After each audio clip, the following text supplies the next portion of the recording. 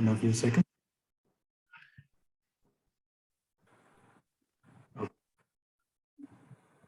Let's begin. Good evening and thank you all for joining us today. My name is Nagaraj Adve and I'm a member of Teachers Against the Climate Crisis, TACC.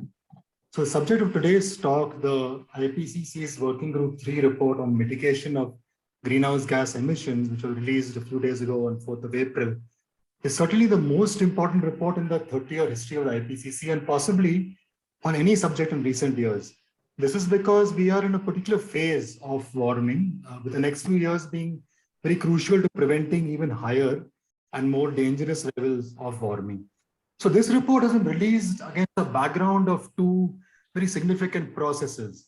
One, a sharp rise in GHG emissions worldwide, partly due to structural factors such as shifts in manufacturing and growing urbanization, among others. And two, initial steps in what might be a long energy transition stretching over decades. And this has been accompanied by, let's say, an expansion of governance, of policy at different levels, national, subnational, and at the city level. The most pronounced shifts in the energy transition have possibly been in the electricity sector so far, but what is needed in other sectors such as transport, urban planning, industry, agriculture, etc., to enable deeper reductions in emissions, and how can we meet these climate targets? And this incidentally is a question that I'm often asked, even by college students, that would meeting one's climate targets imply compromising on development goals? It's quite a crucial question that will be addressed today. And what are the kind of institutions, kind of governance necessary to ensure deep reductions in greenhouse gas emissions? So to address these important questions and other related issues, I have Professor Navroz K. Dubash, and for whom the phrase "the speaker needs no introduction," usually a cliche, is truly appropriate. Anyone who has even a nodding familiarity with climate policy and politics in India is familiar with Navroz and his work. He's been engaging with climate policy and politics for at least the past 30 years. More formally, as an introduction, Navroz K. Dubash is coordinating lead author in Working Group 3, Chapter 13 of IPCC's 6th Assessment Report.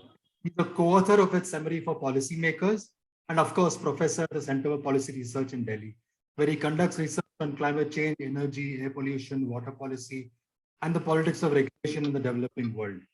He currently also advises the UNEP Emissions Gap Report Steering Committee.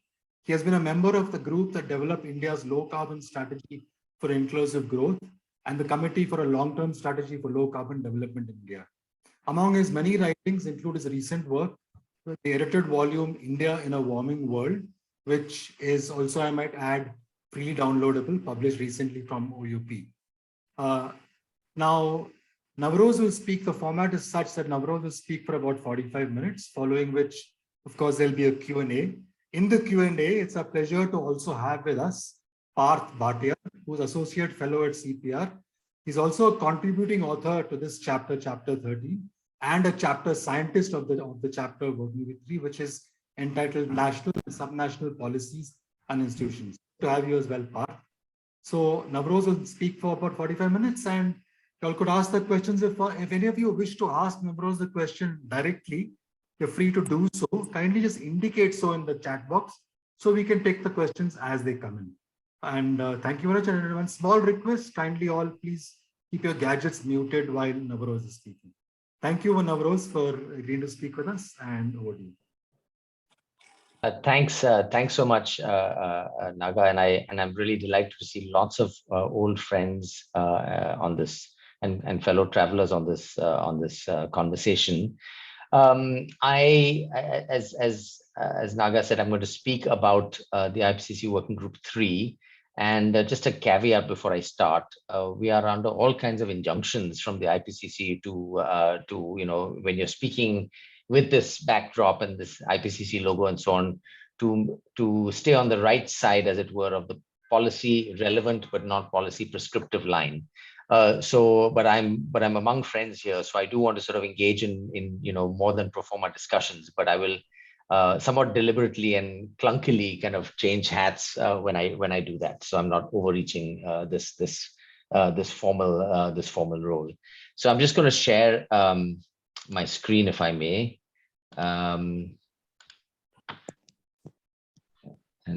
and get this thing started.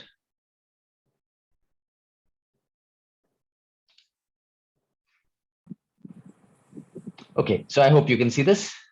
Yeah. Okay. As you all know, this is the Working Group 3 report on mitigation of climate change. And first of all, I'm just really grateful to have the chance to present it before this group. I know you have a wonderful panel of speakers. I keep seeing the announcements and join as when I can.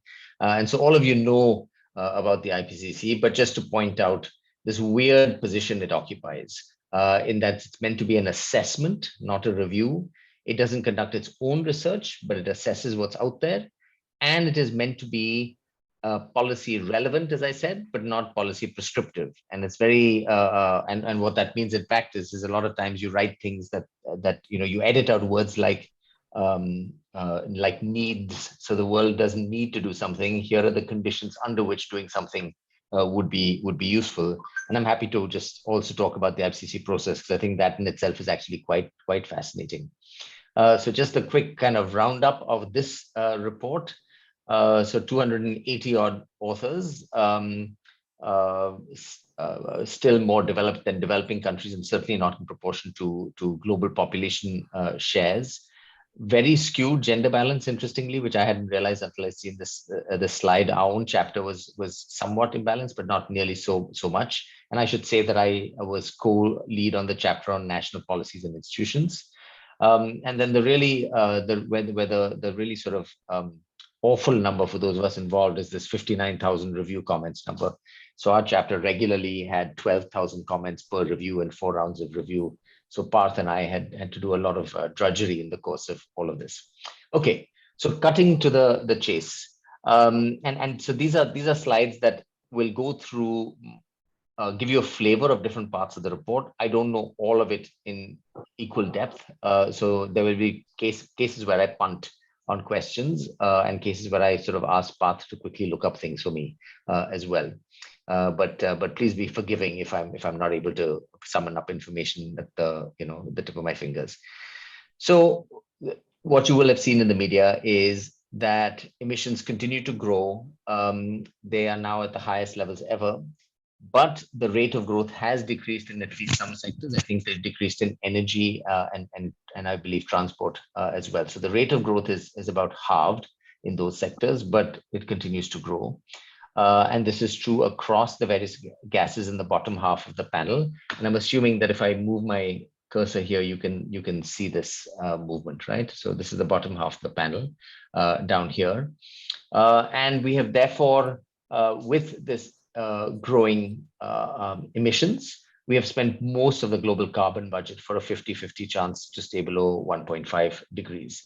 Now I'll come back to this 1.5 thing, because I think that's one of the more interesting outcomes of this report, one of the interesting messages, even if it's a nuanced one. But just delving into the carbon budget. So please don't read this very wordy slide, but I thought I'd put it up there. There's always a lot of discussion about exactly how to talk about the carbon budget.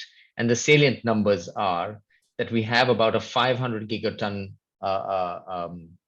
budget left. And so on this slide, the blue numbers pertain to 1.5 degrees and the green numbers pertain to 2 degrees. But we have 1150 gigatons, over double of that if we're looking at 2 degrees. And if you look at what that means, so the emissions between 2010 and 2019 were about 4/5 of the size of the remaining carbon budget from 2020 onwards. So the last decade were a little bit less than we emitted a little bit less than the entire remaining carbon budget to stick to 1.5, and about a third if we're looking at 2 degrees, right? So if we're at the same pace, we have a little more than a decade to use up. We're on track to use up the remaining carbon budget in a little more than a decade for 1.5 and a little more than 2 decades for 2 degrees. But of course, that's if we emit at the same pace. That's looking at 2010 to 2019. If you look at 1850, so pre-industrial levels to 2019, then we have used up about 4/5 of the total carbon budget for a 50% probability of 1.5, and 2/3 of the total carbon budget for a 67 probability of 2 degrees. So all of these numbers are different ways of slicing a fairly grim reality, right? That we really don't have very much left in terms of the carbon budget. We've known this from at least AR5 as well as the 1.5 degree report, but this just kind of updates those numbers, and the ways in which these calculations are done keeps changing, and they keep having to be updated. So the trend lines then are no, I'm not. Oh, there we go. The trend line is that this is the sort of famous gap kind of analysis that is always done by the emissions gap report, and the IPCC reproduces it, or rather it comes up with its own version of it. And you can see the sort of now familiar lines of 2 degrees and 1.5, 2 degrees with immediate action, 2 degrees if we stick to the NDCs, which is this purple shaded area. Bottom line is this, that if we are going to get to 1.5, then global emissions have to peak ideally before 2025. There's been some recent press about how this is misleading to say 2025, and have to be reduced by 43% by 2030. And methane has to be reduced by about a third by 2030. Even if we're aiming at 2 degrees, you really are looking at reducing emissions by about a quarter this decade. So even for 2 degrees, this is a substantial ask. And I think that if you're looking at 1.5, you can keep computing these numbers, you can keep, and we should remember these are all sort of artifacts of ways of drawing this curve. So you can always draw the curve mechanically, in a sense, to get you to 1.5. I mean, but it's getting harder and harder to draw it because the curve, the slope gets steeper and steeper. So the other way to think about this is that ultimately, if you want to stabilize the temperature, you have to get to net zero. And that means that if you get to net zero by the early 2050s, you have a good chance of stabilizing at 1.5.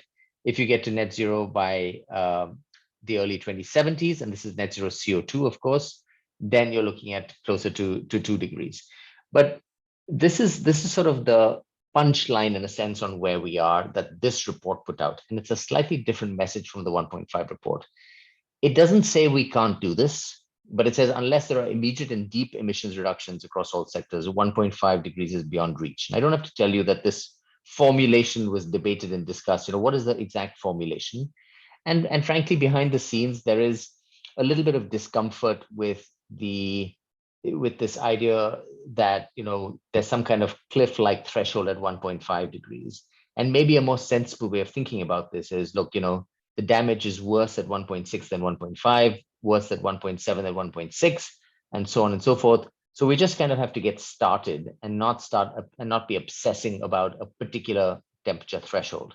And that's a different way of talking about the politics than it has been in the past, where both 2 degrees and 1.5 have been understood to be a good way of mobilizing action because of the language of urgency. But that language of urgency perhaps runs against a proper understanding of the science, which is that this isn't really a cliff face. Of course, it's worse than a higher temperature. But the question is really, how do you get started early? And the other thing I think that this report does is it takes the focus a little bit away from net zero alone and says you have to move in the near term. Otherwise, it's not going to matter, because the area under your emissions curve matters, not just the point at which you get to net zero. So this is kind of, obviously a dramatic oversimplification of what are dozens and dozens of model scenarios and efforts to reconcile them, and so on and so forth. And many of you will have looked at the SPM and may even know this stuff better than I do, because I was so busy in another chapter. But my reading of the two messages are these, right? Let's not get too obsessed with 1.5 as a focal point, and let's shine the spotlight a bit more on the near term and not only on mid-century and 2070. So that's one sort of set of points that I want to place before you. The second is really around the idea of development pathways and sustainability and sustainable development. Both the IPCC reports I've been involved in, AR5 and AR6, have struggled with how to represent this.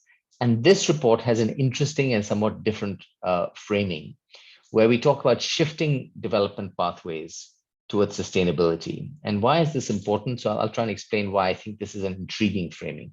So the first point, the overarching point, of course, is that there is a relationship between mitigation and sustainable development, and also between adaptation and sustainable development. So it's a truism in a sense, but you'd be surprised at how hard it was to even get sentences like this through the approval plenary.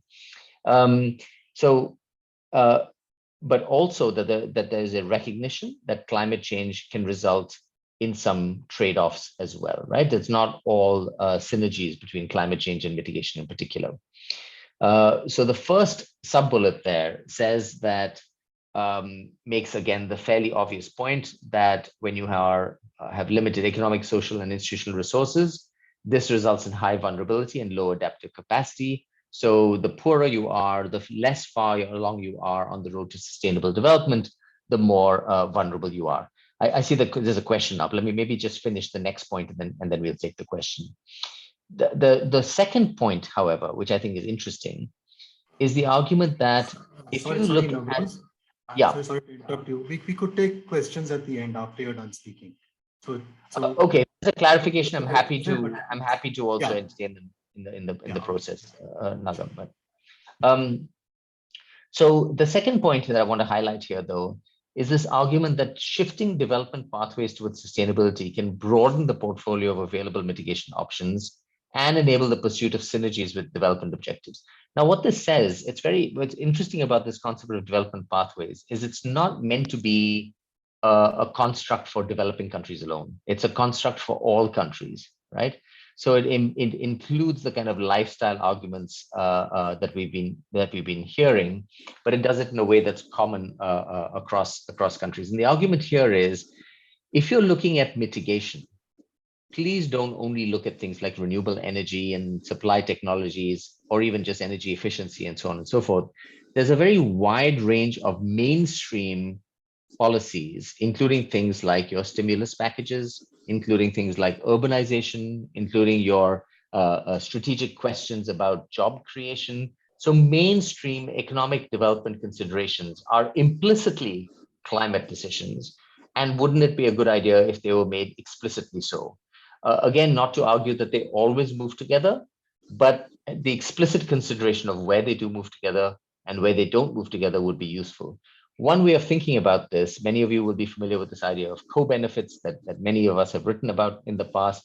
In a sense, this is co-benefits taken to a dynamic framing. So rather than being a static framing which says, does a particular policy lead to both development and climate objectives? It says, do your development choices over time lock you into lower or higher carbon trajectories and more or less resilient trajectories?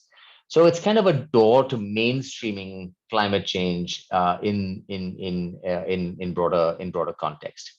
I'm happy to take the question now if it's a clarificatory question, or to wait, whatever.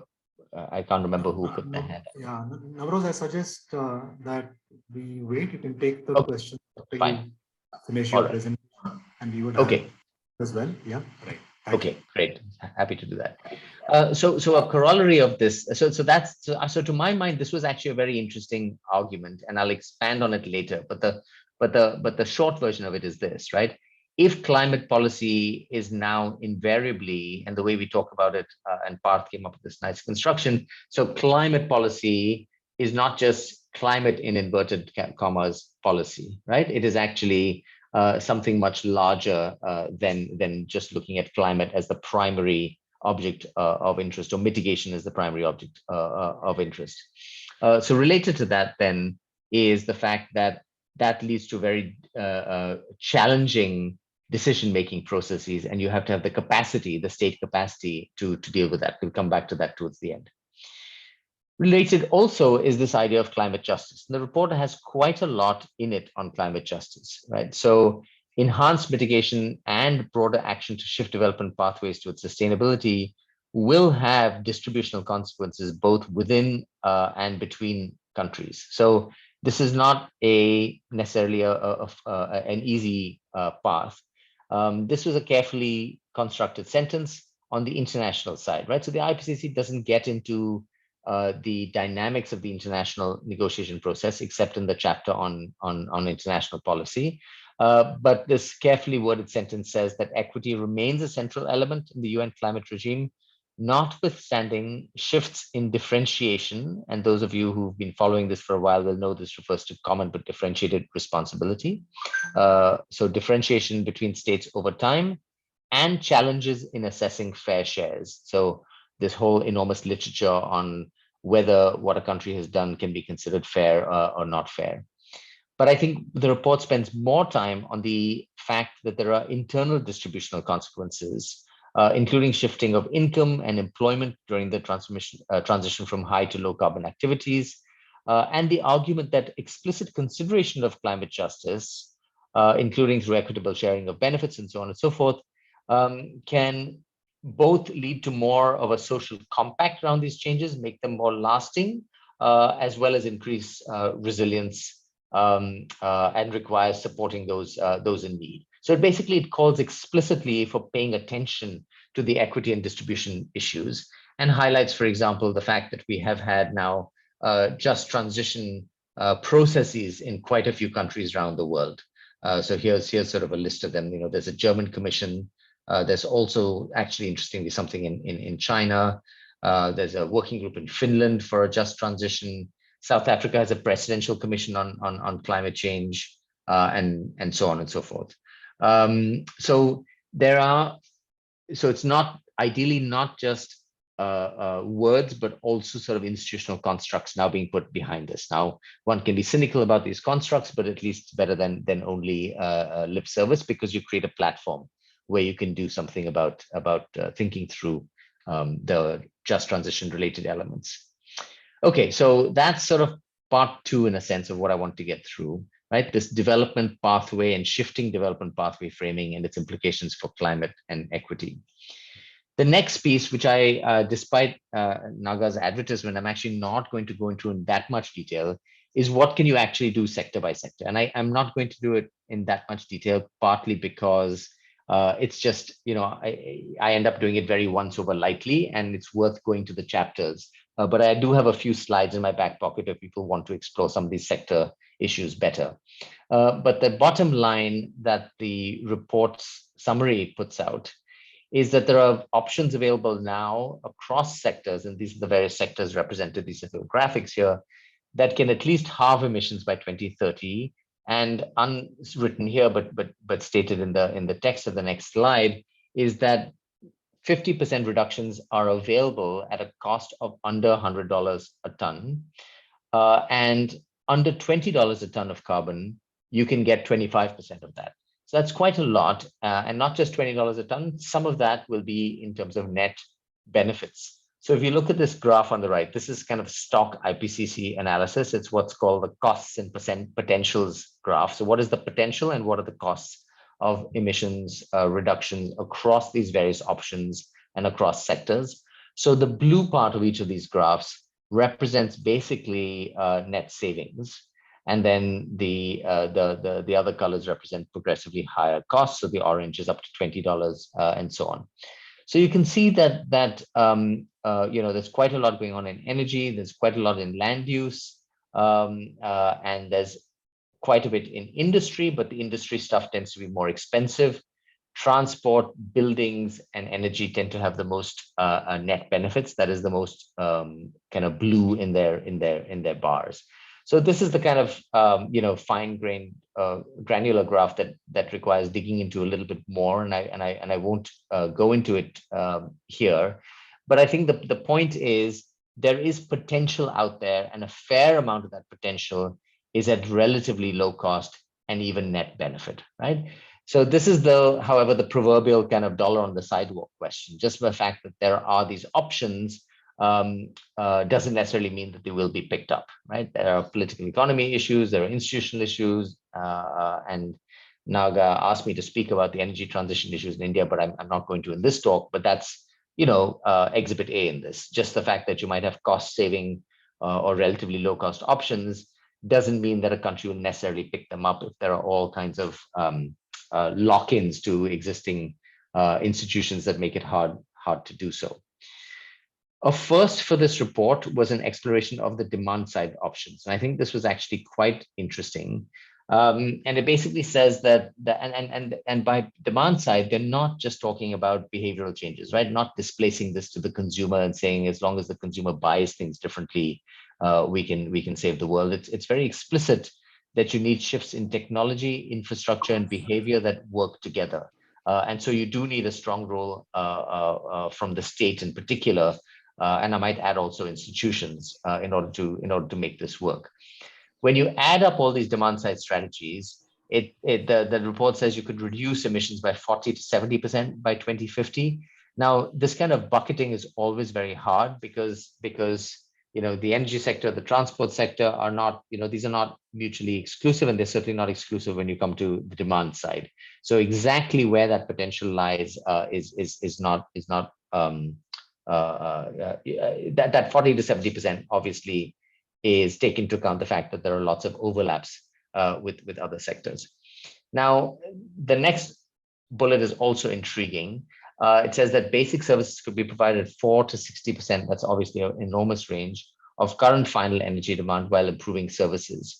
Now, there was an introduction in this report of this idea of decent living standards, which is work done by somebody many of us know, Narasimha Rao, who's now at Yale, was at IIASA. Before that was in IIM Bangalore. And it's an interesting construct because it basically is meant to say that across the world in rich and poor countries, you don't actually need to be heavily dependent on energy to achieve a certain lifestyle and a certain level of services. And of course, this owes a lot to the work of Amulya Reddy and so on, who talked about end use approaches to thinking about energy and ultimately services rather than energy consumption per se. However, the politics of it are also that, and this is now me taking off the IPCC hat, the politics of it are also that while this is supposed to be true of everybody, it is possible that this could be misinterpreted in saying, look, those people who don't have access to basic energy services, you don't need to break the carbon bank to get them up to decent living, right? But the decent living construct isn't intended to be a ceiling, it's meant to be a floor for everybody. But the risk is that politically, it'll end up being constructed as a ceiling. And that's a sort of a risk that was certainly was part of the conversation during the approval process. If we are going to take the demand side seriously, I think it's important that the report says that choice architecture, so the way in which choices are presented, impact diets, food waste, energy, and so on. So narrative framing as well as infrastructure are important, and it's not just about technology and switching from CFLs to LEDs, though that's also obviously an important part of the story. In terms of the potential, I think the report recognizes that we have this decade seen an extraordinary technological change rather, in the cost of photovoltaics and batteries. So it's been an 85% decline in costs for those two technologies this decade, and a 55% decline for onshore wind. And so this has definitely changed the scale and the potential and the cost of different options across sectors, including in areas like transport and so on and so forth. So this, the report recognizes that this is a significant finding, and it has been reflected in the uptake of these technologies. But notice that we're still, so those are steeply rising adoption curves, but they're at a very small initial starting point. So 3%, 6%, and 1%.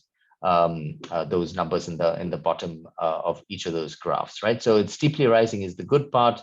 The fact that we're starting at a very small level is the somewhat less heartwarming part of it. Though there's a growing, since AR5, there's been this growing literature on technology adoption, which assumes that these technologies follow an S curve of adoption. So you have a long, slow, flat part to the S, and then you have a very rapid transition. So the fact that we don't have higher than 3% in share of electricity produced in 2020 isn't necessarily a sign that we're going to take another couple of decades to get there. We might be at the threshold of a much more steeply rising adoption trajectory. So the report explicitly looks at the role of fossil fuels in a low carbon future. And this is actually, part of the issue with the IPCC is you can't be involved in all bits of it. If you're part of the summary for policymakers, you can chime in towards the end, but by then the chapters are more or less set. And so there's limits to which you can modify these things. This is one area where I think the framing becomes really important and is worth discussing a little bit more. So what the report says that in 1.5 or likely 2 degrees scenarios, and these are all scenarios, coal use without CCUS, carbon capture, uptake, and storage, drops by between 58 and 92% by 2030. And reductions in coal are the steepest, oil and gas are substantially less, right? Anyways, I think they sorry, I think somebody's on the okay. Yeah. And almost all electricity has to be from low carbon fossil fuels in 2050. Now, where do these numbers come from? Where do these scenarios come from? These are cost effectiveness scenarios. So if you're trying to minimize global costs, then this is what you would do. But this whole framing, and this is where, again, I'm taking off the IPCC hat and I should properly blur the background or something. These scenarios don't look at what is increasingly being called the supply side equity argument, right? Which is that if you only have a finite amount of carbon to burn, then who gets to burn the unburnt carbon? And should there be a case that countries where that carbon leads to the greatest welfare, right? And that's typically in poorest countries where using the carbon for livelihoods, they should have first dibs on the remaining carbon. Also because those countries didn't contribute so much to it in the past. So that's kind of the supply side equity argument. And that argument obviously finds no place here because this is a straight cost effectiveness argument, because you can model this stuff more easily than you can model the other stuff. Though you can, in fact, model the other stuff. That is the welfare enhancing arguments as well. A theme that comes through very strongly is, and this is independent of the welfare arguments, is that electrification of electricity demand is, a no-brainer. That's something that, so electrification followed by expansion of electricity for other services and followed, of course, by decarbonization of that electricity is really important. But the report does note that as this kind of logic works itself out, coal assets are at risk of being stranded through 2030, and I think that's probably a reasonable statement to make.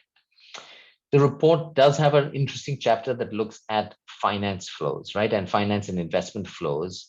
And this is a figure that is actually from the technical summary, not from the summary for policymakers. It's quite a complex figure, and because I had to cut and paste it from the technical summary, it's a bit blurry, so apologies for that.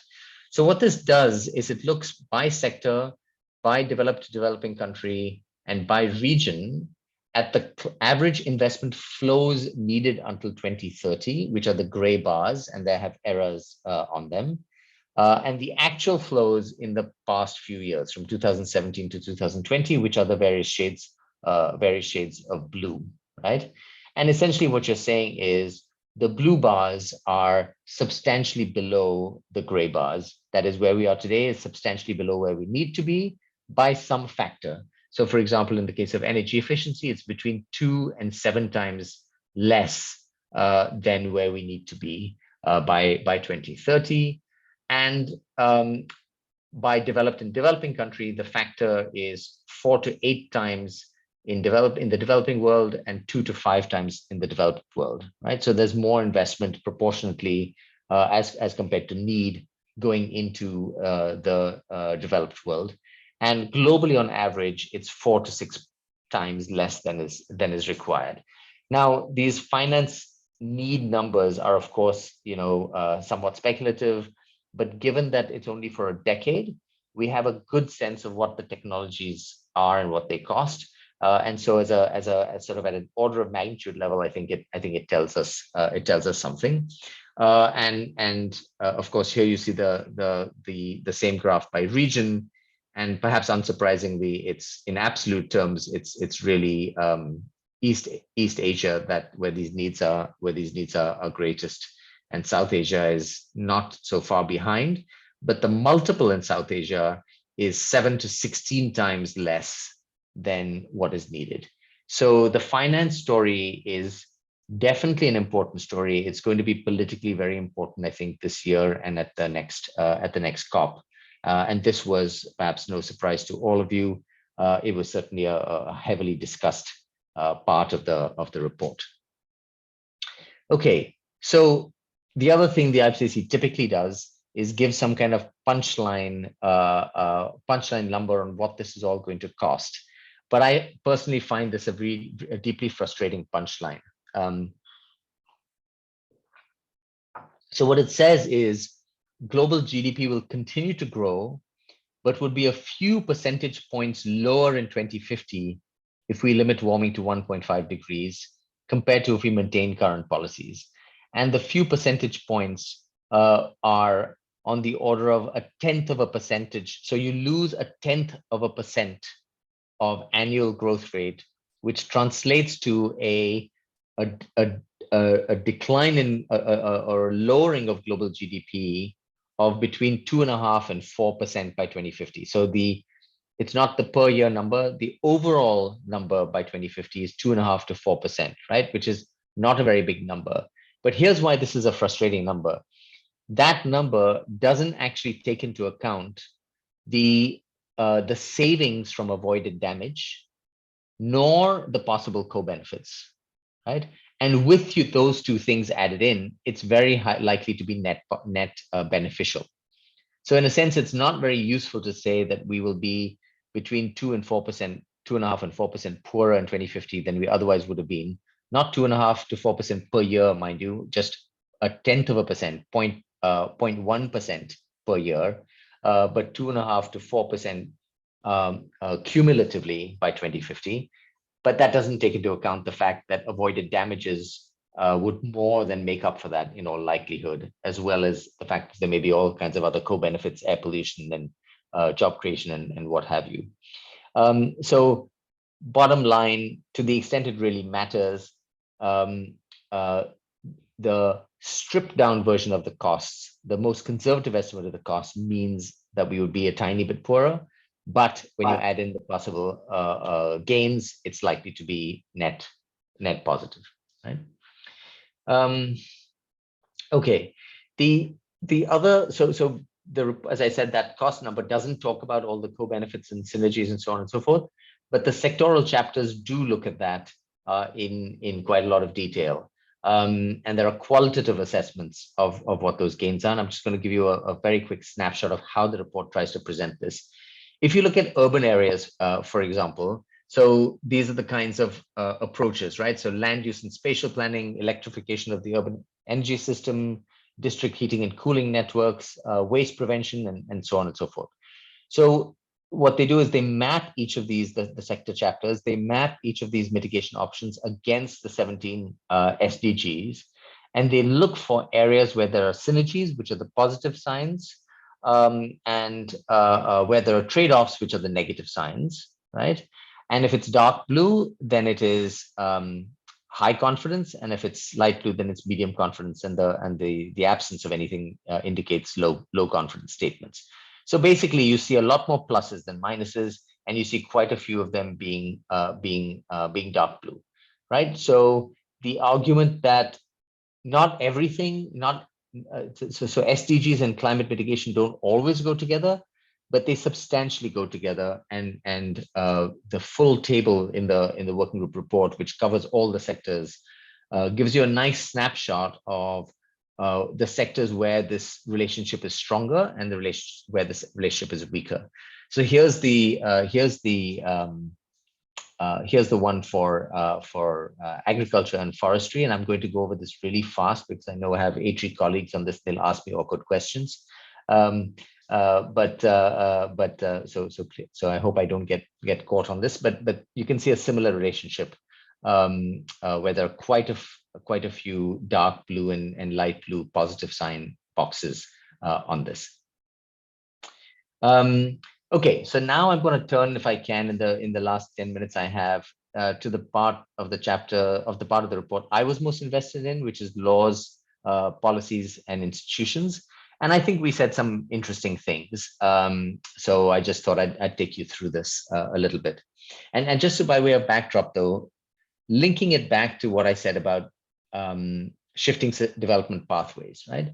If climate policy is now very strongly linked to policymaking writ large. And in fact, you can see that, for example, in this urban slide, right? A lot of these things here in the urban chapter are not necessarily climate policies. They are actually subcomponents of development strategies, how you plan your cities, how you manage your waste, and so on and so forth, right? So it bears out that larger point about how we think about climate policy. But the issue is that if that's the case, and we need to actually link up decision-making across many parts of government and link it up with actors outside government, then that is a really complicated governance challenge, right? So that's really what the chapter was substantially, if not entirely, about. How do we address that complicated governance challenge and recognize it as such? So the first point to note is that many countries are actually going down the road of implementing climate laws. So on the left side here, you see that more than half of emissions now are covered in some way, shape, or form by a law that has the explicit intent of covering climate change, right? So-called direct climate laws. So in this case, the way in which these direct climate laws in a sense, enable actions outside the narrow mitigation sphere in areas like urbanization is they may create some kind of overarching framework. And I'll get to that in a minute. But the idea is that this trend towards climate laws is growing, and it's growing actually pretty much across regions, though obviously at different speeds across regions. And that includes the Asia Pacific region, which is this big set of bars here.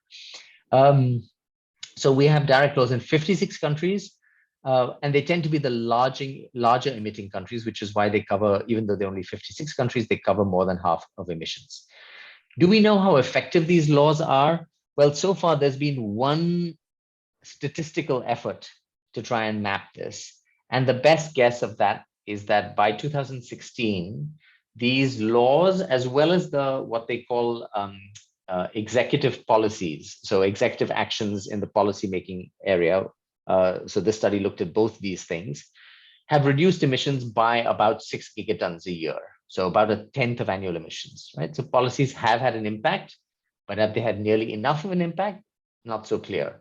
But again, if you're thinking about this in terms of an S-curve, does this mean we're moving down that S-curve and that we're about to pick up speed? It's very hard to tell. Right? And there were some internal debates about, could we do better at figuring out exactly what constitutes progress here? And unfortunately, the answer is probably not yet. Many of these laws have only been in place for a short amount of time. The other thing that's interesting, of course, is that litigation is growing, and it's growing even in developing countries. So there was an impression that this is just a developed country thing, but we have a case in neighboring Pakistan. We have cases in other parts of the developing world. So there's litigation in about 40 countries right now, and of those, 18 are developing countries. So it is actually quite widespread. If you look at the number of cases, of course, most of them are in the US, but that's more about the nature of the US and its legal system, and that would be true of pretty much any law-related topic you chose to examine, right? But it actually is happening in many parts of the world. So what do laws do for us? And the reason I'm pausing on this a little bit is because we have an embryonic conversation, of course, in India about this. It's just embryonic. But laws can enable mitigation action by creating a legal basis for action, creating a platform for target setting, creating regulatory certainty, and creating specialized agencies. Now, the literature makes a distinction between direct laws, which explicitly include mitigation in their statement of objectives, and that is the 56 countries covering 53% of emissions by 2020. But it also includes so-called indirect laws. And the LSE database counts 690 such laws. And we had to just draw a cutoff because that number was being updated almost every day. And what do we mean by indirect laws? It means laws that affect land use change, that affect urban policy, that affect energy efficiency, and so on and so forth. So you see the challenge, right? The same issue about climate policy versus climate policy as a whole makes it very hard to draw boundaries around this. But the bottom line is you cannot only look at laws that are intentionally about mitigation to understand the legal framework that affects mitigation. Some countries have explicitly sought to create an overarching framework law, and the best known of this is the UK law. But what's interesting is that's not the only type of law. So the UK law basically sets 5-yearly carbon budgets and then has an implementing framework to meet those budgets and a mechanism to try and get all their line departments to match that budget. But there are other countries that don't use a target setting approach, but that are actually enabling laws to try and mainstream climate action of various sorts, often not using targets, through sector plans and through the work of different ministries. So one of these, for example, is Kenya has a climate law that does this, that creates a mechanism to make other departments engage with climate considerations in ways that make sense given the objectives of those departments, and various other efforts at integration. So this takes me to kind of, why do we need all this? What does the literature say about the benefits of all these kinds of governance approaches?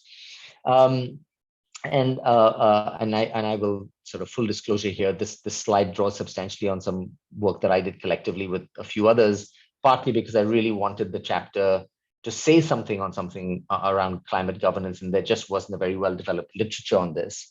So the reason we need to think about dedicated institutional solutions, which may or may not be embedded in laws, is that the scale and scope of climate change, the fact that it cuts across various line ministries and various human activities, places very, very large coordination challenges, right? So various countries have addressed this in different ways. I mentioned the Kenyan Climate Change Council.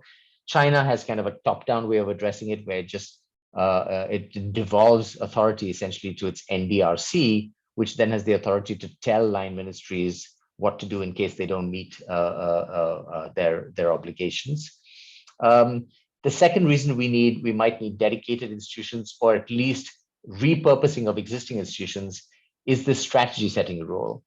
If in fact we are making economy-wide bets, as we are right now, about our energy system, and that has implications for job creation, it has implications for air pollution, it has implications for things other than mitigation, we need an analytical and knowledge framework to make those bets in ways that make the most sense.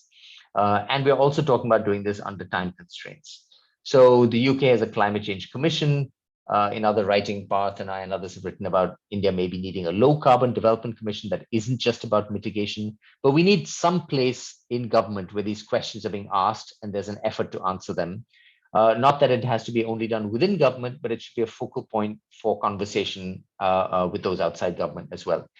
The third is climate change creates massive winners and losers, right? So the coal industry is only one of them. It could be other industries that will be displaced by climate change, the whole internal combustion engine industry, for example. So the political economy says that those who will lose out will have an incentive to throw sand in the wheels. So if you build consensus and build a sense of social cohesion and have mechanisms for those who lose out to in a sense, be either compensated or go through a just transition, then you're both making this transition more equitable, as well as making it more likely that it will be politically sustainable. But to do that, you need institutions, which is why the proliferation of just transition commissions and deliberative bodies is quite interesting. And finally, there are capacity constraints to doing this, right? This is not just an implementation story, it's the task of even envisioning such far-reaching changes. So I just have a couple more slides, Naga, if I could just quickly whip through them. I think we all, so the report also has a section on subnational governance, and I won't talk about that very much, except to note that, of course, a lot of climate action is now happening at the city level. And one reason you pay attention to, it's important to pay attention to that, is because it's a source of experimentation. And also the subnational level has jurisdiction over key areas of climate governance, not least urbanization. So it would be problematic to ignore subnational scales for a variety of reasons. The next 2 points there are our efforts to tiptoe into an emergent political science literature on when climate governance takes root and when it doesn't, or when climate action is politically sustainable and when it's less so. So the report notes that there are a number of structural factors that constrain climate politics, right? So geography and resource endowments. Are you a fossil fuel dependent economy as being the classic one, but also political systems. So if you have a proportional representation political system like the Germans do, then you are more likely to get a toehold for the Green Party, for example, if you have a Green Party. Conversely, if you have a system with multiple veto points, which is a classic way of describing the US system, where you not only have to go through get control of the executive, but then you have to get control of the legislature, and you can still be stopped by the courts. So this is a system with multiple veto points. So those considerations shape politics. And finally, ideas, values, and beliefs, which can be changed, but slowly. Europe is an interesting example where they went from kind of an interest in sort of using taxes to actually being the first part of the world to have an emissions trading system, which is something that really ideologically took birth in the US. But despite these kind of structural factors, political support can and is being shaped by organized action, media coverage, and a range of different social forces. So this is fairly rudimentary kind of political science, or it's actually a rudimentary representation of what is a growing and quite sophisticated political science literature. So this is sort of the institutional story in the chapter. And then there's obviously kind of a policy side to this.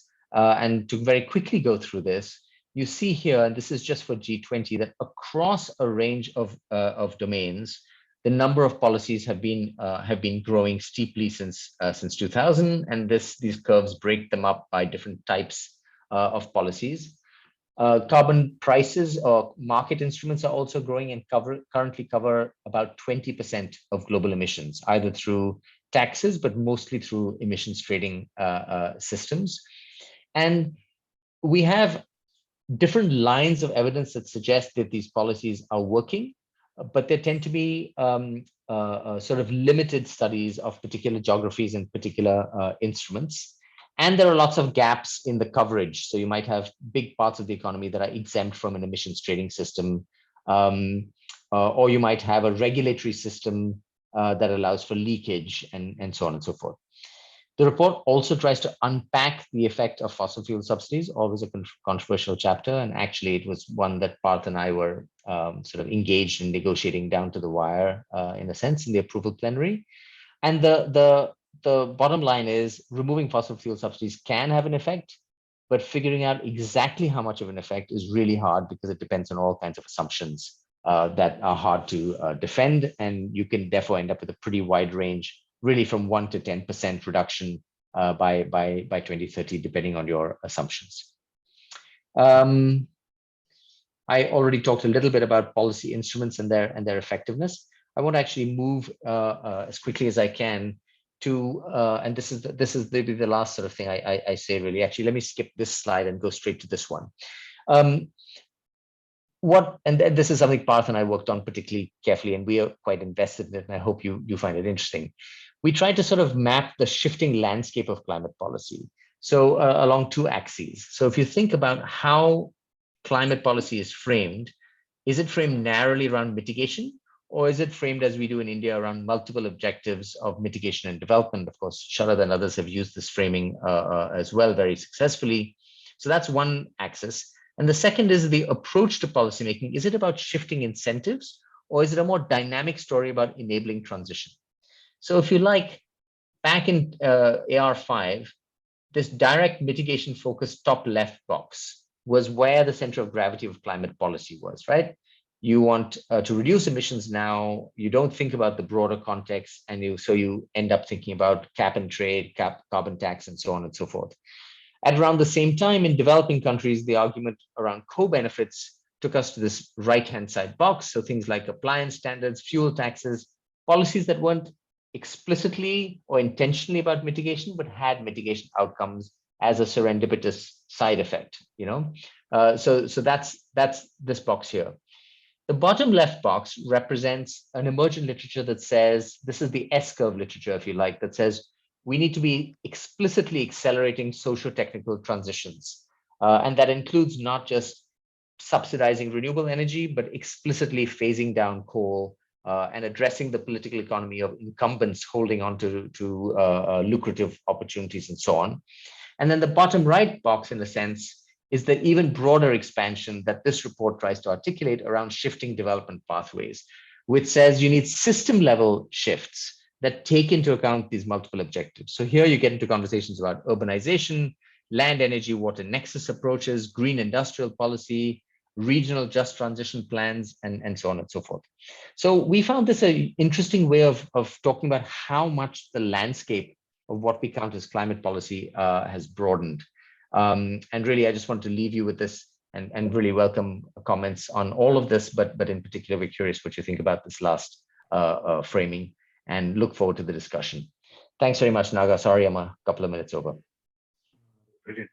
Navroz, really, thank you so much for lucidly presenting such a vast sort of landscape in such a lucid fashion. And one really wishes that the significant reports like the IPCC is sort of made accessible in a very lucid language also, other than English. It would be good if one, for instance, one could have a short précis of its key findings and comments on that, in say Hindi or in Marathi or in other languages. It's so essential because the issues that you touch upon are so crucial and so varied about, not just carbon budgets, but also issues about what is done in different sectors, the challenges, the limitations of finance, questions of justice, and of course, governance of institutions. So I won't seek to any way to make a summary of what we say. Let's just move on to the discussion. And like I said earlier, during the discussion, we're also happy to have Navroz's colleague, who also was a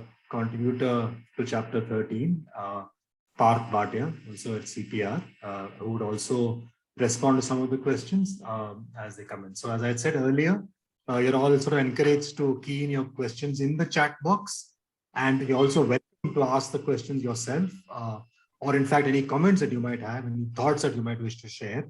Only please indicate in the chat box that you wish to do so we can take them sort of in the order as the questions are coming, right?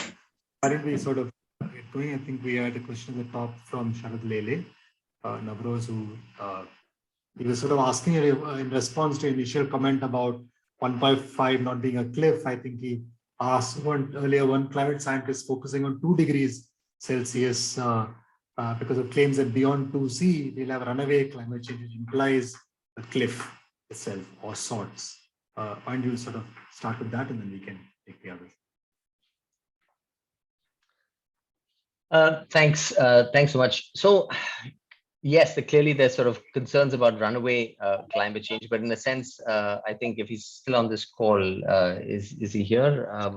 Krishna would be in a sense better qualified to answer this, because I don't get the sense that the 1.5 and 2 numbers were certainly not the, I'm not sure it was tied to the presumption of damages, and so more work group 2 territory, but I'm not sure we had that precise a link between the science behind runaway climate change. But Krishna could answer this better than I could. It was reasons for concern, RFC. Krishna, do you wish to comment? Yeah, I don't think there was any notion of a runaway greenhouse effect or climate change. I think it was more these burning ember diagrams that first came up about, certain unique systems being threatened when you reach 2 degrees. And so there were these 5 things, irreversible changes, unique systems, including like Arctic ice. So I don't think there was any notion of a runaway ending up as Venus, but more of a, the damages really cross a threshold at 2 degrees. That was it. My own vague memory is that sort of earlier IPCC reports picked on 2 degrees, or rather earlier writing. Because I think 1.9 C was seen as some kind of threshold for some parts of the cryosphere. I forget whether it was the Antarctic or whether it's Greenland. 1.9 C was seen as some kind of very important threshold, which is why 2 degrees C was earlier picked on as, and 10 or 15 years ago, everyone talked about 2 degrees C. It's only more recent. It was the Arctic sea ice. It was the Arctic sea ice. Right.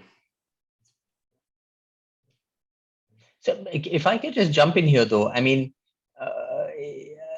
it's very hard to translate back those estimates or those projections of scientific or physical processes and pin it down to a certain number. My sense was always that pinning down to a certain temperature number was really kind of to serve as a political focal point. All right, and it's no coincidence that that number is always a round number.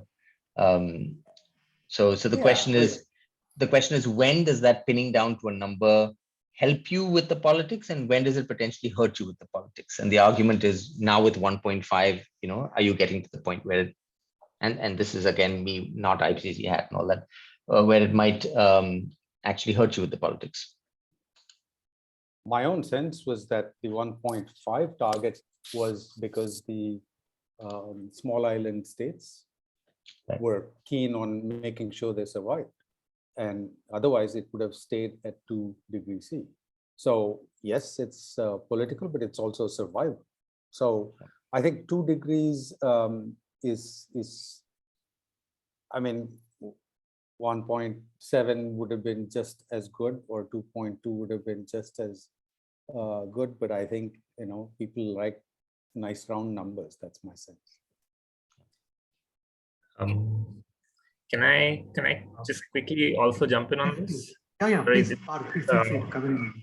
Yeah, it's not my area, but I just, because Sharad asked the question, I quickly looked up what the Working Group 1 report says on this. And I think they actually have explicitly like a subsection in the SPM which talks about feedbacks. And the language that they use is that the capacity of land and oceans to absorb excess CO2 goes down as temperature goes up. I mean, it would still increase, but at least the proportion of it would go down. So around 1.5, land and oceans collectively would absorb 75% of the CO2 that we throw out into the air, and then it's less than 50% at higher temperatures, right? So that's kind of one thing that they say. And then the other thing that they say is that to the extent that they've modeled scenarios, they expect that the emissions drivers will be the main sort of drivers of ultimate temperatures, and the responses from the ecosystems in terms of feedback, etc. They think that those would be smaller than just a proportionate emissions equal to warming sort of driver. So as far as the Working Group 1 report is concerned, they don't model the feedbacks to be of greater significance than just simply the magnitude of emissions up till 2100. Beyond that, I'm not completely sure. There might be some more irreversibilities that kick into gear after that. Moving on to a question from Tejal. Kanetkar has asked Navroz, in response to your point about the GDP and that potentially small reduction in GDP 2050. He asks, is it cumulatively 2.2 to 4% lower in 2050, or 2.2 to 4% lower than what the GDP would have been in comparing the current policies? Parth has responded, but would you also like to comment? No, I think Parth's put it well on the chat, and maybe Parth can actually explain that point a little bit better than I can, having just looked up, because I get confused with all these various scenarios, I confess. Yeah. I mean, just quickly, so it's 2.2 to 4% lower than a baseline, and the baseline is continuation of current policies. The policies which were in place at the end of 2020, if those were continued through till 2050, compared to that baseline, there's a 2 to 4% reduction. But in absolute terms, they say that the GDP will double compared to 2020 in almost all mitigation scenarios. So regardless of what you do, the GDP is going to grow exponentially as it continues to, and then it would be more than at least 100% more than what it is right now. Global GDP, regional GDPs may vary. And the difference between 1.5 and 2 is 2.5 to 4 versus 1.3 to 2.7, as Parth puts down in the chat. So it's on the order of a percentage point, a percent. Yeah, another question to which Parth had responded, but then in case Navroz you wish to come, and Krishna Chitrao is asking again, is there any one section in the report where one can see the attempts to estimate the economics of avoided damage / co-benefits? Yeah, this to be honest, Parth has put an answer here, SPMC 12.3, but I confess to my own confusion here, right? I mean, in a sense, clearly it's not done in a way that allows for aggregation. Otherwise, you wouldn't have this kind of headline number that says 2.5 to 4%, but not take into account avoided damages. So avoided damages are kind of looked at in a piecemeal way, but not in a way where you can kind of add them up into a summary number. And I just don't know enough about how those estimates are made to answer why that is. But it's something that perplexes me as well. It seems like something that one would want to know the answer to. Shovik, I noticed that you've raised your hand. Do you want to come in now, or is it for a question later? I can wait, no hurry. All right, yeah, okay, thanks. Let's move on to Dr. Dameja. Dr. Alka Dameja asks Navroz and Parth. So the question is that she says that generally demand-side strategies work with the urban societies, urban sections, educated and upper strata, where change in behavior and choices can be brought about through media awareness and other planned measures. But when it comes to the poor, illiterate and vulnerable, how does the government plan to implement demand-side strategies for climate change? Yeah, of course, it's a question whether one should expect poor and illiterate to.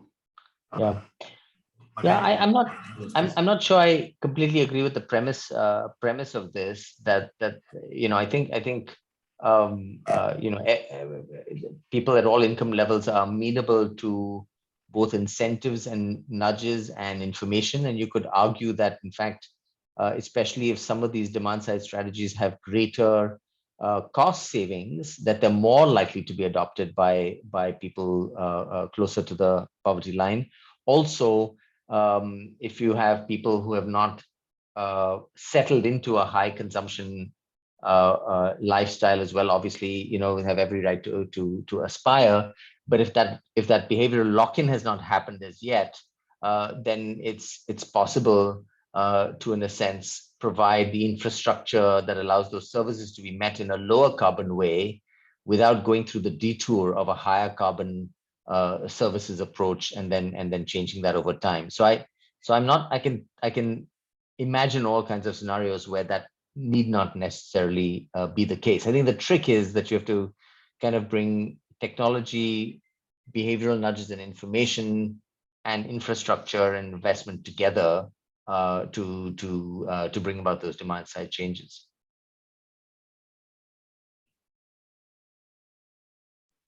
Parth, would you like to respond as well? No, I don't have anything to add on that. Thank you. Yeah. Moving on, Pranjal Agarwal has asked, what incentives does the government have to take? Politically challenging climate positive policy decisions until citizens understand the long-term benefits of those policies. Pranjal, why don't you actually come in yourself and sort of ask the question directly if you wish? Hello, am I audible? You are, yes. Please come in. So I understand that to take a challenging decision, like that would incur certain amount of inconveniences or assume uh, reduced profits for the citizens as a whole. So, like if a certain government takes up a policy decision which is long term beneficial but not in immediate terms, so unless the citizens as a whole understand the need for such a policy decision, they wouldn't be the government. How would be that be incentivized to take such a challenging decision which could cost it politically? Yeah. So I think I think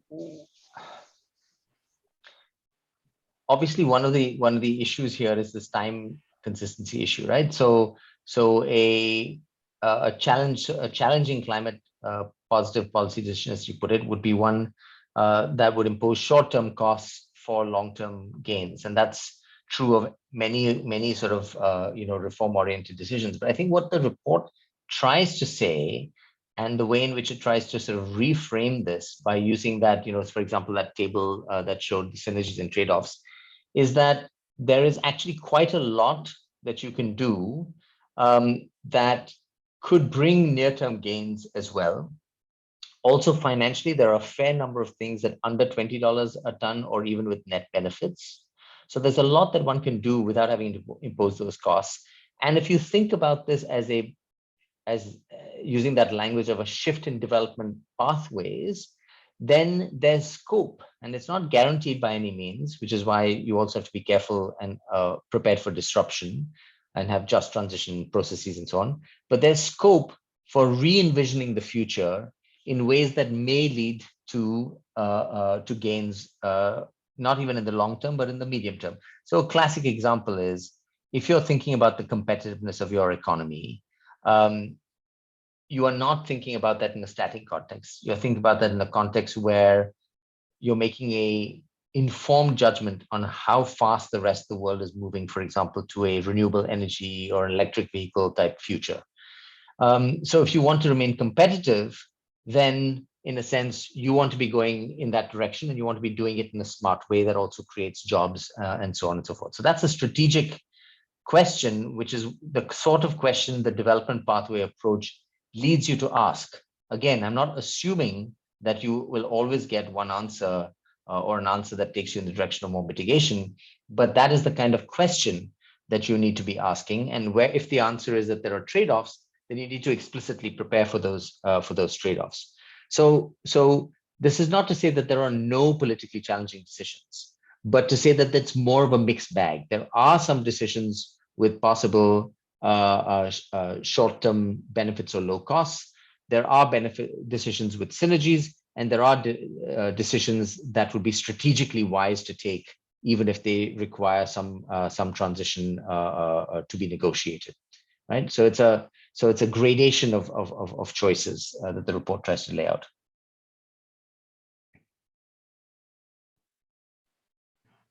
Shall we? Let come in.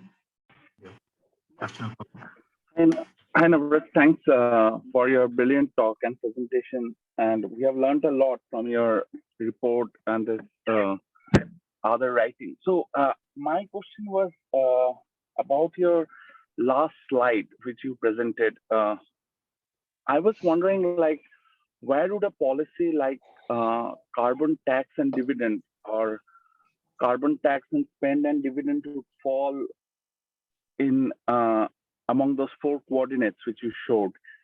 And related to it, I just wonder, like, having worked a little bit on this field, like, will it, given the extent of the crisis which one feels, will you take a effort in some policies from all those 4 coordinates to come together to help mitigate the carbon or to help fight this climate change thing?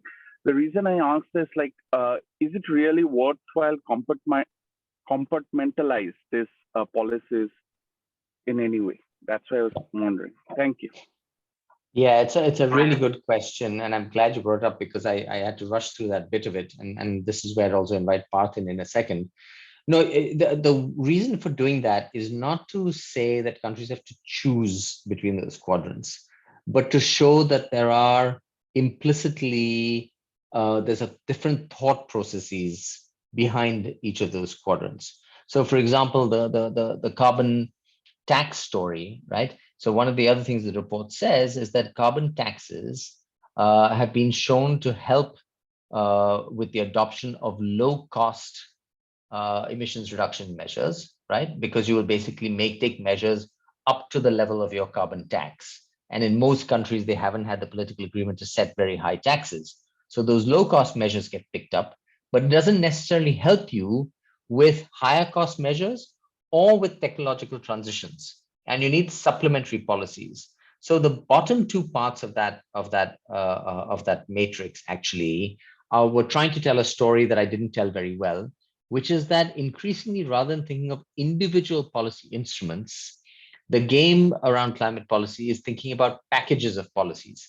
How do you combine different policies together in a way that allows you to enable a transition, right? So you might want to push a technology through a subsidy or whatever else it is that you want adopted, as well as put some brakes on a technology, on the incumbent technology, as well as provide revenue sharing mechanisms to help those who might be affected from it, or revenues going into retraining or creation of new industries or whatever else it might be. So packages of policies are better at stimulating transitions, both transitions aimed at technological shifts, as well as transitions that may be aimed at broader developmental shifts, such as being competitive in a new industry, and job creation, and so on and so forth. So the idea of that figure is to basically say that the conversation is moving, the policy conversation is moving to discussion of packages for complex and multiple outcomes, rather than an assessment, as in the top half of that row, of a choice between policies, whether it's mitigation focused or developmental focused, in a more static kind of setting, right? So it was meant to highlight the growing role of policy packages. Maybe Parth can give a couple of examples, because we actually harnessed examples from around the world of this. Parth? Yeah, thank you. And thanks for that question, Shavik. So, I mean, one of the things which we address in the chapter, which probably the figure doesn't say, is that real world policy making is already sort of messy, right? It's not that an individual instrument would exist in a vacuum. In the real world, there's already sort of like an existing policy framework, and then it gets layered on by a new policy framework, and then like your Ministry of Power would have something, whereas your MNRE ministry could have something else, and your Ministry of Coal could have a third policies, and these things would probably interact in possibly incoherent ways. So the insight of the sort of message coming out from the literature is to possibly try and design these things in a manner that they are no longer inconsistent and incoherent, and they sort of pull in the same direction towards your overall strategic goal, right? So instead of sort of ad hoc policy making, what you want is to probably put like a transition or something of a similar magnitude as a strategic goal. For instance, India should gain industrial competitiveness in the manufacturing of hydrogen, right? And that would require multiple policies. It might require a carbon tax, it might require R&D subsidies, it might require sort of technical standards on what kind of hydrogen we want to produce, what kind of infrastructure we want to lay down. So that's the message that we want to sort of highlight, which is coming out from the literature, to design packages. And this is not something, again, which is innovative or path breaking. It has been happening for a long time. So for instance, the Green New Deal in the US talks about jobs, infrastructure, like a mega spending package which addresses all of these things. The EU has a package which particularly looks at energy efficiency in buildings. So it has sort of energy efficiency rules, and it has various sort of policies which are much more informational and designed to stimulate and support policy and behavioral change. And then there's a carbon sort of ETS happening in the background, right? And they're trying to now, in the Fit for 55 package, they're trying to now bring these things together in a manner that it all fits like a nice puzzle, right? So that's kind of the message. The other message, I think, again, this 4-box probably didn't show it, but things like COVID, right? Things like a financial recession, when a government has to go out and sort of really spend a large amount of money to sort of re-stimulate your economy. If at those moments you sort of bring in green considerations and some of the policy lessons from climate policy into the infrastructure investments or into the money which is being doled out, you could actually have a variety of climate benefits as well. That's not exactly a package lesson, but if you think of climate policy making as not just putting in place carbon taxes or ETSs, you could actually sort of do some pretty creative things with it, right? And I think that's sort of the things we probably want to learn from it. So the chapter, our chapter says that over sort of the COVID stimulus packages across the world in 2020 and 2021, around $370 billion worth of green investments were sort of embedded within these wider packages, right? And I think that's a pretty substantial amount of money that governments are spending out. And if those things were really sort of polished in a sharp climate policy lens, they could actually have substantial benefits. So those are the kinds of, I think, lessons. And maybe Navroz, if you want to come in, I see you. Yeah, I just want to kind of nuance one point, right? The argument is not that all investments need to be redeployed to climate outcomes at all, right? The point is that because there are other competing and pressing objectives, so COVID recovery, obviously short-term stimulus was on the top of mind of all governments. But the point is to ask the question about whether there are things that would address those short-term needs, but that would also lead to either more climate resilient or lower carbon futures, right? So to sort of explicitly seek out those opportunities, recognizing, and I don't want this to be misinterpreted that climate has to be the meta objective that trumps all other objectives. That's not the point at all. But that there are often cases where you do have those overlaps, and it's worth being aware of them and looking for opportunities to make those work well together. I mean, just one example of Manrega and money in Manrega being used for climate resilient job schemes, which meets your short-term stimulus requirement as well as your building a climate resilient sort of landscape.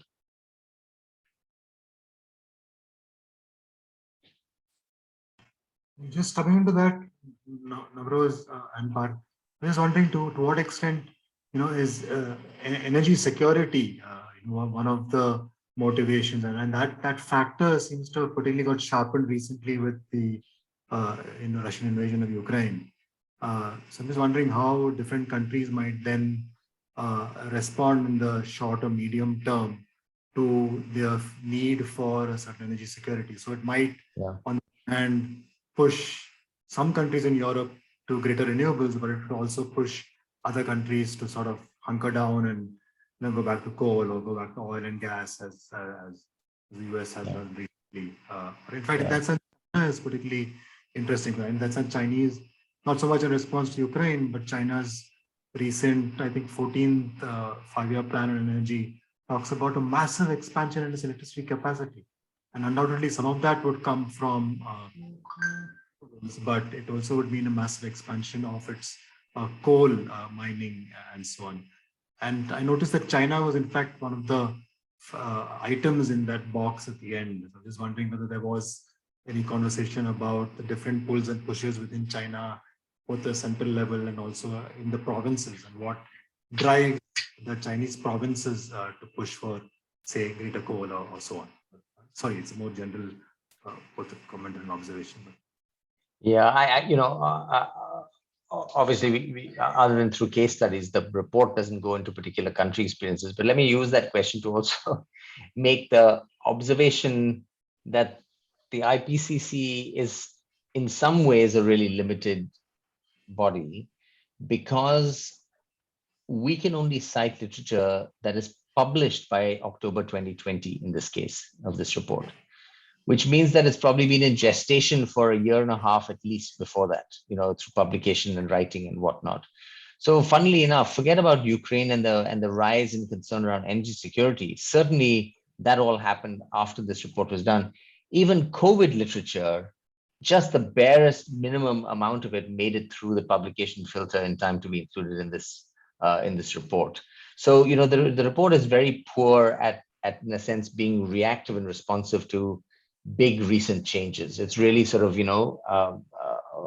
trends over multiple years addressed in a very kind of diligent way that the report can speak to. And so it's really a question of using the information to then extrapolate. So you posed it well, Naga, right? In the face of the Ukrainian crisis, are we going to see a short-term pivot to gas and more nuclear? Or are we going to see well, nuclear can't be short-term. Or are we going to see a pivot towards renewable energy and an effort to kind of bridge the immediate gap in order to move to a medium-term renewable energy future? And obviously, the answer is going to depend country to country, right? But it's I think that is the question in a lot of our minds right now, and I don't have a great answer, to be honest.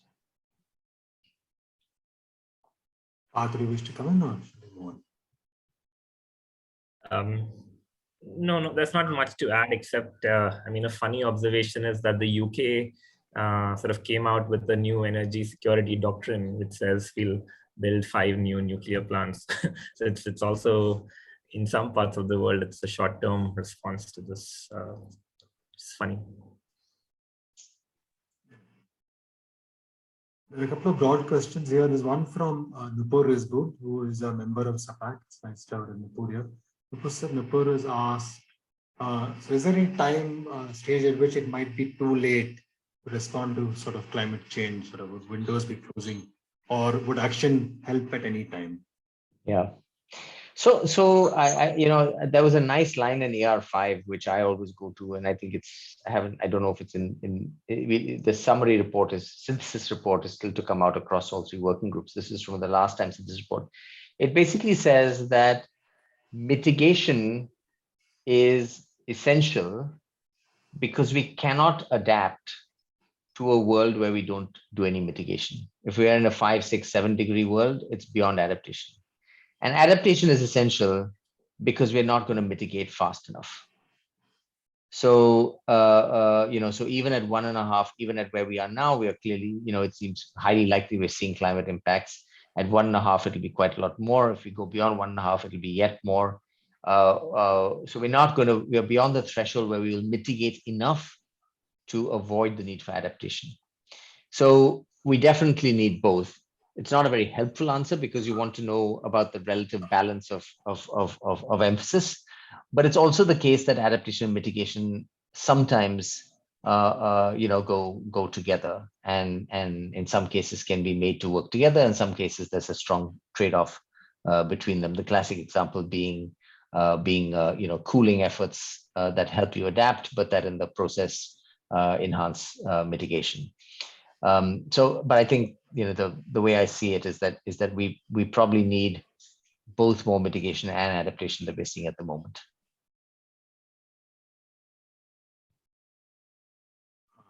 Sulekha has asked, what could be, and Sulekha, you could come in if you wish to clarify the question, what could be some of the challenges of socializing the costs of climate change? Would you? Not sure I fully follow. Yeah, so Sulekha, would you like to come in and sort of clarify your question?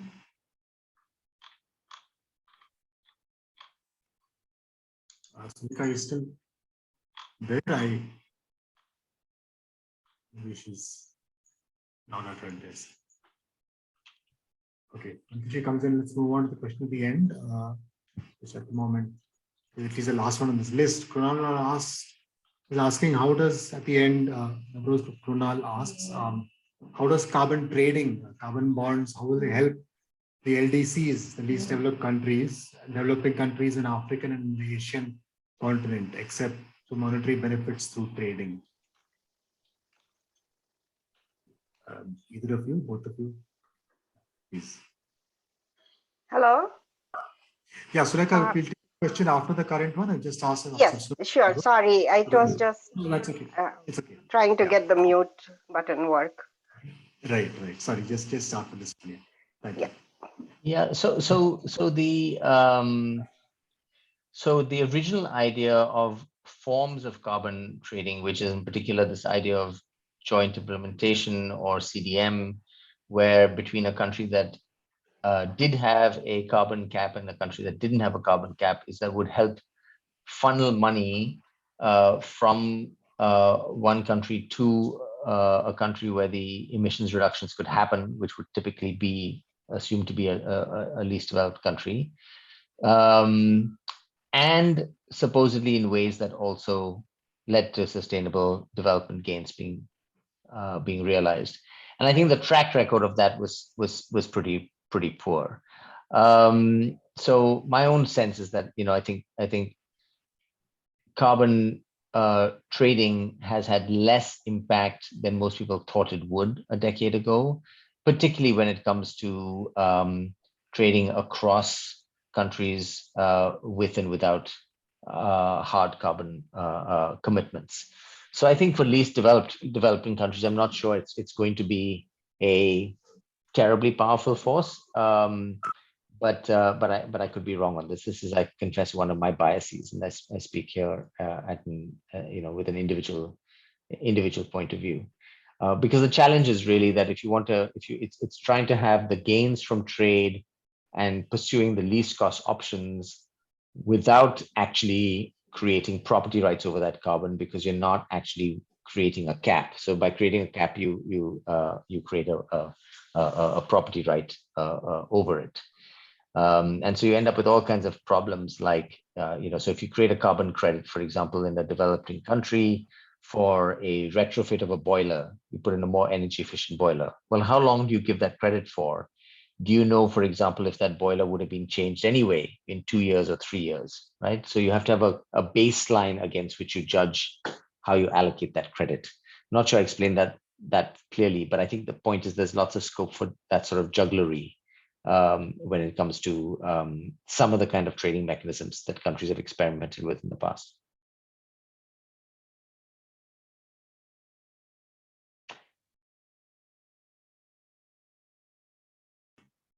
Sorry, Surekha, would you wish to come in now?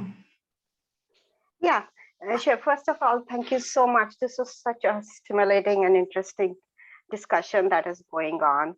One of the questions that I had was somewhat related to the last comment or the example on boilers or in general, very often we try to socialize or basically provide incentives through either taxation or other opportunities, but is there, to improve the technology or reduce emissions, is there a downside to making everyone pay, even if some of the communities who are not as wealthy and would be more impacted financially to participate in such a program? Yep. Yeah, so I think one of the questions that always gets asked, not often answered well enough, is whether a particular climate measure has a progressive or a regressive impact, right? And so, for example, in different countries and in different contexts, the removal of fossil fuel subsidies could be regressive if it actually is a fossil fuel subsidy that reaches the poorest, but it could actually be progressive if it's a subsidy that is captured by the middle and upper classes, as has happened in several countries and at times in India as well. So it's a case by case kind of story. Similarly, there's a discussion about what the effect of carbon taxes has been on and whether it's progressive or regressive, and whether or not you then try and bundle that with countervailing measures, revenue redistribution, and so on and so forth. Of course, in many cases, the political economy makes it hard to undertake that redistribution. But I think that the recognition that changes can be disruptive, and you have to think about maintaining social cohesion and bringing along the victims, in a sense, of these transitions, or those who are likely to lose out from these transitions, at least makes it a little bit more likely that conversation will occur. So things like just transition commissions are meant to actually make sure that when these policies are devised, and as you say, when the risks are socialized, that the burden does not fall disproportionately on those least able to handle it. And if it does so, that there are some countervailing measures that are put in place, and not just theoretically, but actually in practice. So it's an effort to shift the conversation more explicitly in that direction. Of course, what happens in practice depends on real politics in real places. Yeah, I think that is the biggest struggle that probably every nation is trying to battle it out, because a lot of policies are so heavily driven by the politics of today instead of what's going to happen in the next 5 or 10 years. Yeah. But thank you. So Naga, there's this interesting question on the IPCC being prescriptive. Should I take that on? Yeah, please. I was just going to get there. Yeah. Okay. That on the one that follows, yes. Yeah. So what's interesting is that it's obviously not a very clear line what is prescriptive and not, but sentences that say things like countries need to do X are prescriptive. So it's a formulation of the language, and one can, in a sense, get the same point across by saying under X and Y condition across a broad range of countries, the experience with a particular policy has been Y, right? Now, the implication being that if it has worked in several other countries, it's at least worth considering in yet more countries. So that's a formulation that allows for that.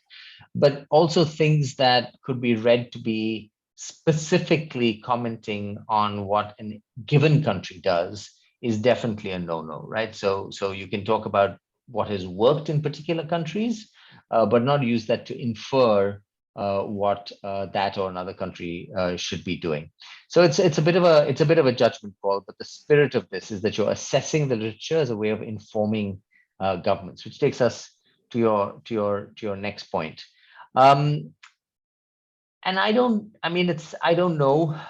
I don't have insight into whether the government takes this into account in kind of a direct way, but I think the IPCC report often seeps into public and policy conversation and into the work of think tanks and others that then do try and inform governments. So I think there are lots of indirect ways through which it goes. It can also lead to formulations that might be challenging for the Indian or other governments, and it might even have the effect of kind of pushing back against certain formulations that they might feel are threatening to India's interests. So I don't think it's ignored. I don't think it's necessarily treated like a manual either, right? It's something in between. It's more nuanced and complex. I do think that at lower levels of government, right? So the sort of the rank and file people who are asked to come up with the ideas and write reports and so on and so forth, in those communities, the details of the chapter, rather than the high level findings I just gave you, the details of the chapters are used as a way of trying to come up to date on what the best available knowledge is around things like urbanization, around things like buildings or land use change or whatever else it might be. Because also there's a wealth of citations. I mean, our chapter has this printout here is the list of citations in our chapter, which is longer than the chapter itself, right? So it's kind of a resource just to see what the literature says. So I think it gets used in various indirect ways. Yeah, thanks, Navroz. Yeah, I must say it seems a bit to me like that it reminded me of Orwell and the politics of the English language, and not to mention all this business with friendly fire and collateral damage, and so it seems like a rather intricate relationship between language and reality. Let's say, I think there's probably a couple of PhDs in possibly philosophy of language and linguistics waiting to be done.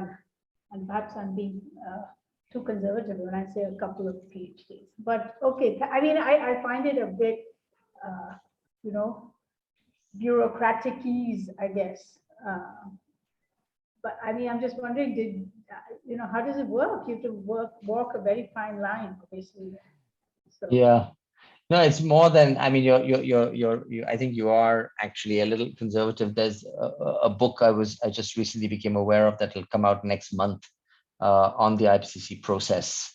And there are several people who've made their careers around studying the process. In fact, there were two anthropologists who were tracking this from the inside with permission of the IPCC all the way through. In fact, I have my closing interview with her tomorrow, with one of them tomorrow.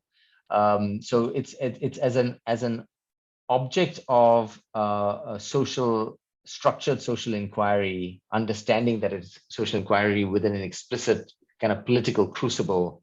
It's actually quite fascinating. In terms of the bureaucracies, you know, what happens is you have a process where the quote unquote scientists are kind of unleashed on the literature to write what they think they need to write. And then there's a process of, it's a little bit like making a clay pot, right? Where you take the rough pot and then it kind of gets shaped on the wheel. And the edges, the way in which you communicate the messages. So what you see here is the result of 3 levels of review. First for scientific accuracy, then for messaging in terms of language use around, in terms of being sensitive to language formulations that are imbued with political content. And in terms of the process, the final approval plenary of the summary for policymakers, which is 30-odd pages, gets approved line by line by government. So each sentence gets put up on a screen. Governments comment on it.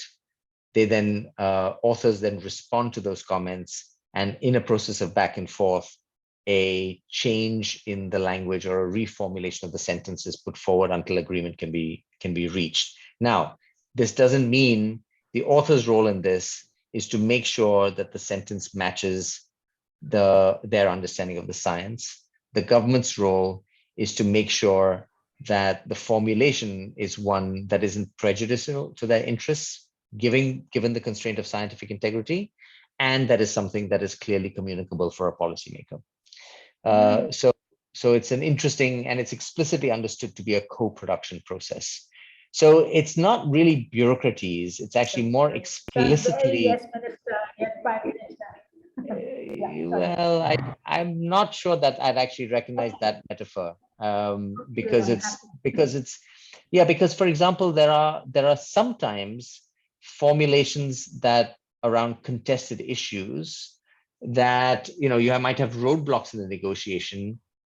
Some information is brought to that. It's put in a very kind of crude way by the first draft, by the authors, and then it kind of gets refined into ways that allow for a political breakthrough. Happens rarely, but it does happen. You know, a different way of representing information that allows different sides to see their interests equally well reflected. Yeah. Okay, thanks. Yeah.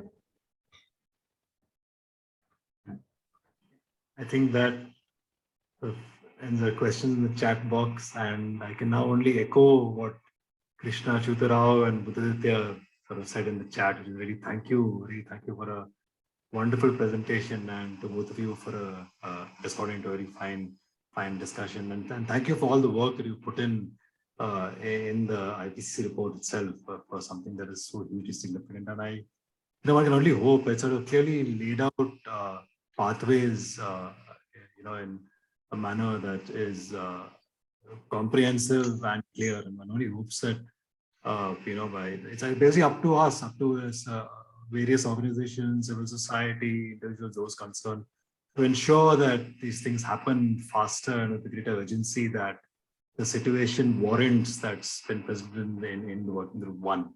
And there's a bit of hope. There was a recent paper in Nature. To be honest, I haven't read the paper itself, but I've read reporting that apparently for all the commitments made by different nations in the NDCs are met, the future, at least one can't use the word hopeful, but at least it may not be as bleak as it seemed a few years ago. And there's a possibility of limiting to 2 degrees. So there are signs of hope, and one can hope by the next time.